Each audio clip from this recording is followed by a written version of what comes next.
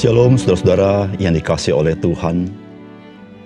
Firman Tuhan mengajarkan kepada kita sebagai orang percaya, maka fokus mata kita harus selalu memandang kepada Tuhan Yesus, Juru Selamat dan Tuhan, serta Imam besar kita. Dengan demikian, maka hidup kita menjadi hidup yang penuh makna, karena Tuhan penuh dengan kasih karunia, dan Dia memanggil kita agar hidup kita dapat memuliakan nama Dia. Salam jumpa dalam program Tuhan adalah Gembalaku. Orang percaya dipanggil untuk tidak hidup berpusat pada dirinya sendiri atau hanya melihat dirinya sendiri, melainkan dipanggil untuk memandang kepada Yesus Kristus dan berpusat kepadanya. Di dalam arti bahwa kita menaruh iman kita kepadanya dan menjadikan Kristus pusat kesaksian dan pemberitaan kita. Dua hal ini tidak dapat dipisahkan satu dengan yang lain. Kita bertumbuh dalam iman kepada Yesus Kristus, kita juga mewartakan dan menyaksikan Kristus. Saudara, hal ini bukanlah hal yang baru. Karena Tuhan memanggil bangsa Israel untuk menjadi umat-Nya adalah agar mereka bertumbuh dalam iman kepada Tuhan dan juga menyaksikan Tuhan kepada bangsa-bangsa lain. Saudara, inilah firman Tuhan kepada kita di dalam 1 Petrus pasal 2 ayat yang ke-9.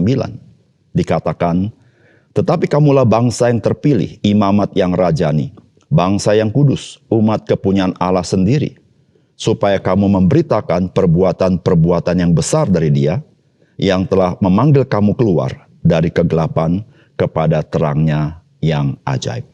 Saudara, mari kita membaca firman Tuhan dari Yosua pasal yang keempat.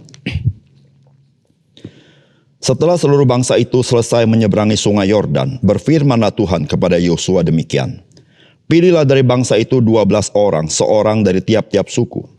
Dan perintahkanlah kepada mereka demikian, angkatlah 12 batu dari sini, dari tengah-tengah sungai Yordan ini, dari tempat berjejak kaki para imam itu, bawalah semuanya itu ke seberang, dan letakkanlah di tempat kamu akan bermalam nanti malam." Lalu Yosua memanggil ke-12 orang yang ditetapkannya dari orang Israel itu, seorang dari tiap-tiap suku. Dan Yosua berkata kepada mereka, "Menyeberanglah di depan tabut Tuhan, Allahmu, ke tengah-tengah sungai Yordan, dan angkatlah masing-masing sebuah batu ke atas bahumu, menurut bilangan suku orang Israel. Supaya ini menjadi tanda di tengah-tengah kamu, jika anak-anakmu bertanya kemudian hari, apakah artinya batu-batu ini bagi kamu? Maka haruslah kamu katakan kepada mereka bahwa air sungai Yordan terputus di depan tabut perjanjian Tuhan. Ketika tabut itu menyeberangi sungai Yordan, air sungai Yordan itu terputus. Sebab itu batu-batu itu akan menjadi tanda peringatan bagi orang Israel untuk selama-lamanya." Maka orang Israel itu melakukan seperti yang diperintahkan Yosua. Mereka mengangkat 12 batu dari tengah-tengah sungai Yordan, seperti yang difirmankan Tuhan kepada Yosua menurut jumlah suku Israel. Semuanya itu dibawa merekalah ke seberang, ke tempat bermalam, dan diletakkan di situ. Pula Yosua menegakkan 12 batu di tengah-tengah sungai Yordan itu, di tempat bekas berjejak kaki para imam pengangkat tabut perjanjian itu. Batu-batu itu masih ada di sana sampai sekarang. Para imam pengangkat tabut itu tinggal berdiri di tengah-tengah sungai Yordan, sampai selesai dilakukan segala yang diperintahkan Tuhan kepada Yosua untuk disampaikan kepada bangsa itu, sesuai dengan segala yang diperintahkan Musa kepada Yosua. Maka menyeberanglah bangsa itu dengan cepat-cepat. Ketika seluruh bangsa itu selesai menyeberang, maka menyeberanglah tabut itu serta para imam di depan mata bangsa itu. Juga Bani Ruben, Bani Gad, dan suku Manasye, yang setengah itu menyeberang dengan bersenjata di depan orang Israel itu, seperti yang dikatakan Musa kepada mereka. Kira-kira 40.000 orang yang siap untuk berperang menyeberang di hadapan Tuhan ke dataran Yeriko untuk berperang. Pada waktu itulah Tuhan membesarkan nama Yosua di mata seluruh orang Israel, sehingga mereka takut kepadanya seperti mereka takut kepada Musa seumur hidupnya. Berfirmanlah Tuhan kepada Yosua demikian, "Perintahkanlah para imam pengangkat tabut hukum Allah itu supaya naik dari sungai Yordan." Maka Yosua memerintahkan kepada para imam itu demikian, "Keluarlah dari sungai Yordan." ketika para imam pengangkat tabut perjanjian Tuhan itu keluar dari tengah-tengah sungai Yordan, dan baru saja kaki para imam itu dijejakkan di tanah yang kering, maka berbaliklah air sungai Yordan itu ke tempatnya dan mengalir seperti dahulu dengan meluap sepanjang tepinya. Bangsa itu telah keluar dari sungai Yordan pada tanggal 10 bulan pertama, dan mereka berkemah di Gilgal, di batas timur Yeriko. Ke-12 batu yang diambil dari sungai Yordan itu ditegakkan oleh Yosua di Gilgal. Dan berkatalah ia kepada orang Israel demikian, apabila di kemudian hari anak-anakmu bertanya kepada ayahnya, apakah arti batu-batu ini? Maka haruslah kamu beritahukan kepada anak-anakmu begini, Israel telah menyeberangi sungai Yordan, ini di tanah yang kering. Sebab Tuhan Allahmu telah mengeringkan di depan kamu air sungai Yordan, sampai kamu dapat menyeberang, seperti yang telah dilakukan Tuhan Allahmu dengan Laut Tebrau, yang telah dikeringkannya di depan kita, sampai kita dapat menyeberang. Supaya semua bangsa di bumi tahu bahwa kuat tangan Tuhan, dan supaya mereka selalu takut kepada Tuhan Allahmu. Saudara yang dikasihi oleh Tuhan, apa yang kita baca dari firman Tuhan ini adalah peristiwa penyeberangan umat Tuhan bangsa Israel melalui sungai Yordan. Saudara, Tuhan memerintahkan kepada Yosua agar 12 sukunya membawa batu dari tempat di mana tabut perjanjian itu yang dibawa oleh para imam berada di tengah-tengah sungai Yordan. Dan batu-batu itu untuk dibawa ke darat ke dalam perkemahan mereka masing-masing. Dan Yosua sendiri membangun batu di tengah-tengah itu, yaitu tempat berpijaknya para imam di tengah-tengah sungai Yordan, di mana Yosua menaruh 12 batu itu persis di sana. Saudara, sebetulnya apa yang sedang dilakukan ini? Saudara, batu-batu itu merupakan batu peringatan bahwa sesungguhnya kisah umat Tuhan adalah kisah penebusan dari Tuhan. Tanpa penebusan dari Tuhan, tidak ada umat Tuhan. Saudara, apakah pesan firman Tuhan bagi kita? Yang pertama, saudara, orang percaya dipanggil untuk mengenal Tuhan Yesus dan juga untuk memperkenalkan Tuhan Yesus kepada dunia ini. Saudara, firman Tuhan berkata begini, seluruh bangsa itu selesai menyeberangi sungai Yordan. Berfirmanlah Tuhan kepada Yosua demikian, pilihlah dari bangsa itu 12 orang, seorang dari tiap-tiap suku, dan perintahkanlah kepada mereka demikian, angkatlah 12 batu dari sini, dari tengah-tengah sungai Yordan ini, dari tempat berjejak kaki para imam itu. Bawalah semuanya itu ke seberang dan letakkanlah di tempat kamu akan bermalam nanti. Lalu Yosua memanggil ke-12 orang yang ditetapkannya dari orang Israel itu, seorang di tiap-tiap suku, dan Yosua berkata kepada mereka, menyeberanglah di depan tabut Allahmu ke tengah-tengah sungai Yordan, dan angkatlah masing-masing sebuah batu ke atas bahumu menurut bilangan suku orang Israel, supaya ini menjadi tanda di tengah-tengah kamu. Jika anak-anakmu bertanya di kemudian hari, apakah arti batu-batu ini bagimu, maka haruslah kamu katakan kepada mereka bahwa air sungai Yordan terputus di depan tabut perjanjian Tuhan. Ketika tabut itu menyeberang sungai Yordan, air sungai itu terputus. Sebab itu batu-batu itu akan menjadi tanda peringatan bagi orang Israel untuk selama-lamanya. Kemudian firman Tuhan berkata di ayat yang ke-24, supaya semua bangsa di bumi tahu bahwa kuat tangan Tuhan, dan supaya mereka selalu takut kepada Tuhan Allahmu.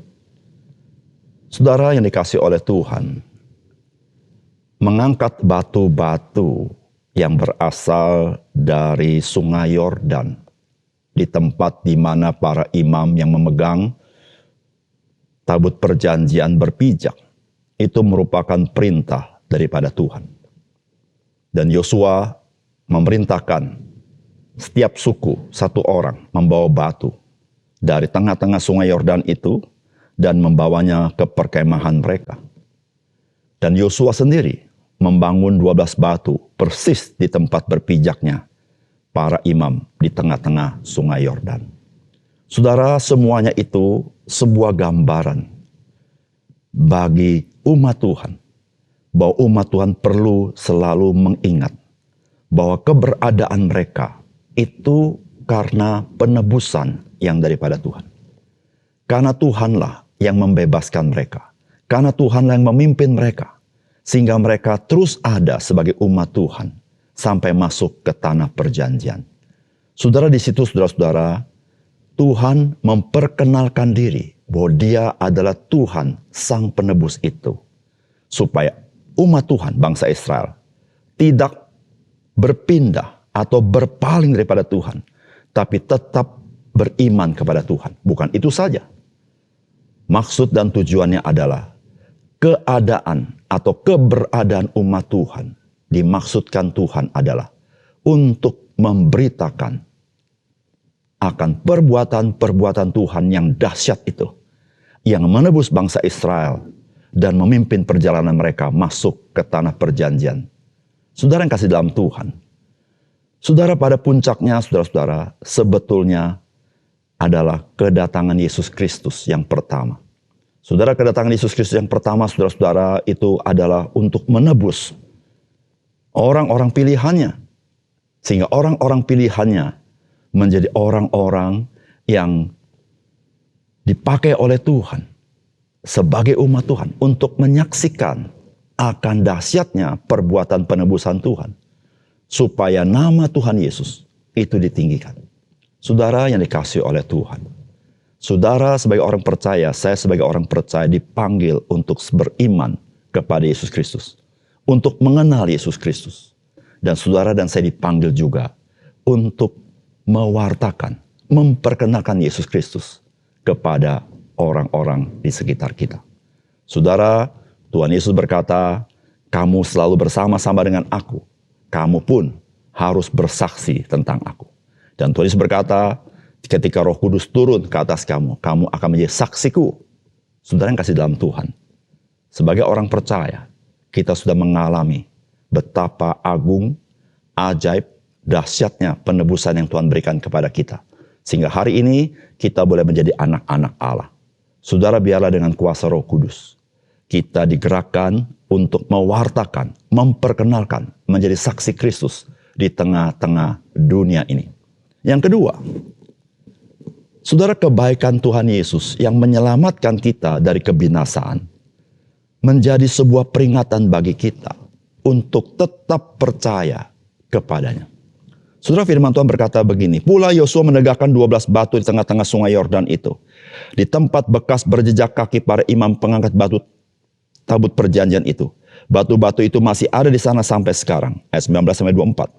Bangsa itu telah keluar dari sungai Yordan pada tanggal 10 bulan pertama dan mereka berkemah di Gilgal di batas timur Yeriko. Ke-12 batu itu yang diambil dari sungai Yordan itu ditegakkan oleh Yosua di Gilgal. Dan berkatalah ia kepada orang Israel demikian. Apabila di kemudian hari, anak-anakku bertanya kepada ayahnya, apakah arti batu-batu ini? Maka haruslah kamu memberitahukan kepada anak-anakmu begini, Israel telah menyeberangi sungai Yordan ini di tanah yang kering. Sebab Tuhan Allahmu telah mengeringkan di depan kamu air sungai Yordan sampai kamu dapat menyeberang. Seperti yang telah dilakukan Tuhan Allahmu dengan Laut Tebrau yang telah dikeringkannya di depan kita sampai kita dapat menyeberang. Supaya semua bangsa di bumi tahu bahwa kuat tangan Tuhan dan supaya mereka selalu takut kepada Tuhan Allahmu. Saudara, orang Israel menjejakkan kakinya di tanah perjanjian setelah 40 tahun, kurang 5 hari dari mereka keluar dari tanah Mesir. Saudara, mereka keluar dari tanah Mesir tercatat tanggal 15 bulan Nisan. Dan mereka menjejakkan kaki mereka tanggal 10 bulan Nisan. Dan kita tahu saudara-saudara, sebelum mereka keluar tanah Mesir ada korban yang disebut korban Paskah. Itu ada pada tanggal 14 Nisan. Saudara, ketika mereka menjejakkan kaki di tanah perjanjian tanggal 10 Nisan, maka mereka akan mempersiapkan korban. Di mana tanggal 14 Nisan mereka akan membawa korban Paskah. Saudara yang kasih dalam Tuhan, seluruh peringatan-peringatan itu dilakukan oleh bangsa Israel agar bangsa Israel tetap mengingat akan kebaikan Tuhan. Sehingga mereka tetap menjadi orang yang percaya kepada Tuhan. Saudara, batu-batu dibangun di sana supaya orang Israel bisa menceritakan kepada keturunannya akan pimpinan Tuhan yang melepaskan mereka sehingga mereka bisa berjejak di tanah perjanjian. Saudara, sebagai orang percaya, saudara, kita bisa merenungkan perjalanan hidup kita bagaikan bangsa Israel. Saudara, untuk masuk ke tanah perjanjian, bangsa Israel bukan dengan mudah melewatinya. Tetapi saudara, mereka pun tidak dapat berjalan sendiri agar mereka bisa tiba di tanah perjanjian. Tetapi saudara, Tuhan memimpin mereka dengan kuasa tangan yang kuat sehingga mereka mampu masuk ke tanah perjanjian. Saudara, sebagai orang percaya, kita sudah ditebus dari kegelapan, dari perbudakan dosa. Dan kita masih hidup dalam dunia ini yang bagaikan padang belantara, banyak pencobaan dan sebagainya, saudara. Saudara, jikalau kita bisa sampai kepada tanah perjanjian, yaitu masuk ke surga, saudara, ada pimpinan tangan Tuhan yang melindungi kita, memelihara kita, menjaga kita.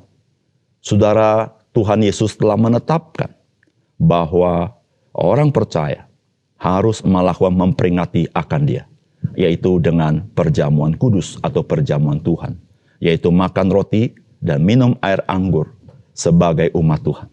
Saudara, tujuannya adalah sebagai sebuah peringatan kepada kita. Ada tangan Tuhan yang kuat yang melepaskan kita dari kuasa dosa, dari kuasa si jahat, dan dari kuasa dunia ini. Yaitu tangan yang berlubang paku itu, yaitu tangan Tuhan Yesus. Saudara yang kasih dalam Tuhan, jikalau kita tidak mengenal penebus, maka kita adalah orang-orang yang binasa. Oleh karena itu saudara, biarlah kasih Tuhan selalu melingkupi kita, yaitu kasih Tuhan Yesus, yaitu kasih penebusan itu. Sehingga selalu kita disegarkan hati kita, supaya menempuh perjalanan yang sulit, kita tahu Tuhan Yesus tidak berubah, kemarin, hari ini, dan sampai selama-lamanya. Dengan kuasa yang sama, dengan kasih yang sama, dengan kehadiran yang sama. Saudara, oleh karena itu, saudara yang kasih dalam Tuhan, apapun yang engkau hadapi dalam hidup ini, saudara ingatlah, bangsa Israel bisa masuk ke tanah perjanjian. Mereka melewati Laut Tebrau. Mereka melewati tanah yang gersang. Mereka melewati air yang pahit. Mereka menghadapi musuh-musuh yang banyak. Mereka harus melewati sungai Yordan. Dan juga mereka harus melewati tembok Yeriko.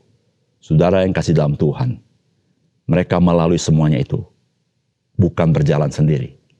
Ada Tuhan, Panglima Bala Tentara Allah itu, yang memimpin di depan mereka. Saudara, demikian juga engkau dan saya sebagai orang percaya. Engkau tidak berjalan sendiri. Ada Tuhan Yesus yang memimpin di depan sebagai gembala yang baik. Mari kita berdoa. Bapa surga, terima kasih untuk kebenaran firman-Mu. Biarlah engkau memberkati firman-Mu, sehingga firman-Mu sekali lagi menguatkan hati kami. Supaya ketika kami menengok kepada firman-Mu, kami tahu akan kasih Tuhan kepada kami yang telah menebus kami. Dan ketika Tuhan menolong kami dengan peringatan yang ada melalui perjamuan kudus, kami tahu engkau sedang memelihara iman kami. Ajar kami menjadi saksi Tuhan di tengah-tengah dunia ini. Dalam nama Tuhan Yesus kami berdoa. Amin.